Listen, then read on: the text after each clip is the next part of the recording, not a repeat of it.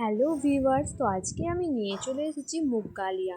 তো এটি খুব ভালো একটা রেসিপি, যেটা ভাত এবং রুটি দুইয়ের সঙ্গেই যাবে ভালো। তো দেখে নেওয়া যাক কীভাবে বানাচ্ছি। তো প্রথমেই আমি নিয়ে নিয়েছি কড়াইয়ের মধ্যে মুগ ডাল, এটাকে ভালো মতো ভেজে নিতে হবে।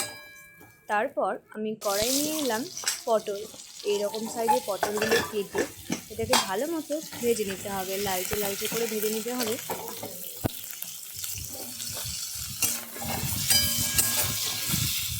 তো আমার এই পটলগুলো লালচে লালচে করে ভাজা হয়ে গেছে।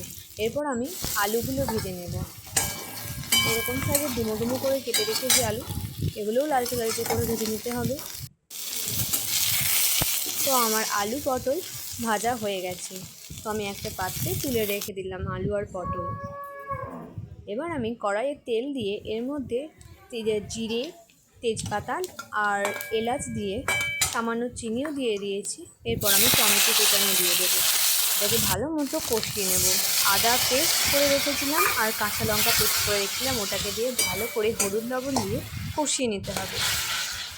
তো কষিয়ে নেওয়ার পরে এখানে আমি দিয়ে দেবো পটল আর আলু ভেজে রেখেছিলাম ওটা। এটাকে ভালো মতো কষিয়ে নেব যতক্ষণ না এর মধ্যে একটা গন্ধ বেরোচ্ছে। তো এটা আমার কষিয়ে নেওয়ার পরে আমি এখানে সেদ্ধ করে রাখা মুগ ডালটাও দিয়ে দিলাম। এটাকে ভালো মতো নাড়িয়ে চাড়িয়ে এটাকে ফুটতে দেব কিছুক্ষণ।